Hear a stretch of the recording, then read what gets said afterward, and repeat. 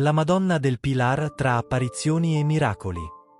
La storia della Vergine del Pilar, venerata a Saragozza, in Spagna, ha radici antichissime e si intreccia con la predicazione dell'apostolo San Giacomo Maggiore, uno dei 12 apostoli di Gesù.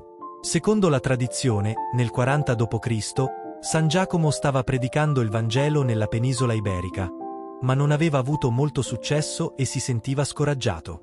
Una notte, mentre si trovava in preghiera sulle rive del fiume Ebro, gli apparve la Vergine Maria. In quel tempo, Maria era ancora viva a Gerusalemme, rendendo questo episodio particolarmente straordinario, poiché si tratta di una delle poche apparizioni mariane avvenute quando la Vergine era in vita.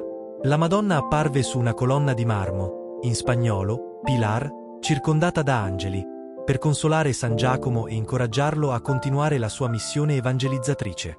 La Vergine promise che il popolo avrebbe accolto il Vangelo e che lì, sul luogo dell'apparizione, sarebbe stata costruita una chiesa in suo onore.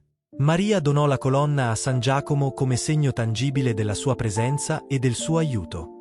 San Giacomo costruì una piccola cappella sul luogo dell'apparizione, che sarebbe diventata poi la famosa basilica di Nostra Signora del Pilar, un importante centro di pellegrinaggio mariano.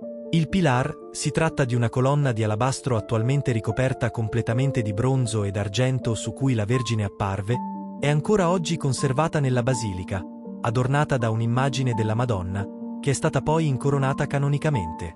La storia della Vergine del Pilar include un famoso miracolo conosciuto come il miracolo della gamba, avvenuto nel XVII secolo, che rafforzò ulteriormente la devozione a questa apparizione mariana. Nel 1637, un giovane contadino di Calanda, in Spagna, di nome Miguel Juan-Pellicer, ebbe un grave incidente. Cadde da un carro trainato da buoi e una ruota gli schiacciò la gamba destra, provocando una ferita irreparabile. Nonostante le cure ricevute, l'infezione peggiorò e, dopo settimane di sofferenze, i medici decisero di amputare la gamba.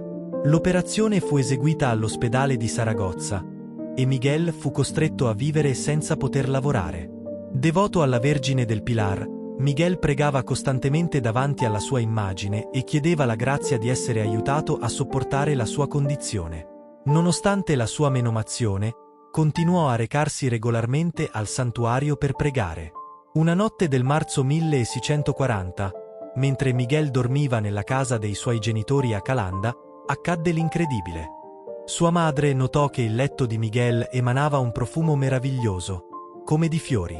Quando andò a controllare il figlio, si accorse con stupore che la sua gamba amputata era stata miracolosamente restituita. Miguel si svegliò poco dopo e realizzò che la gamba era tornata intera.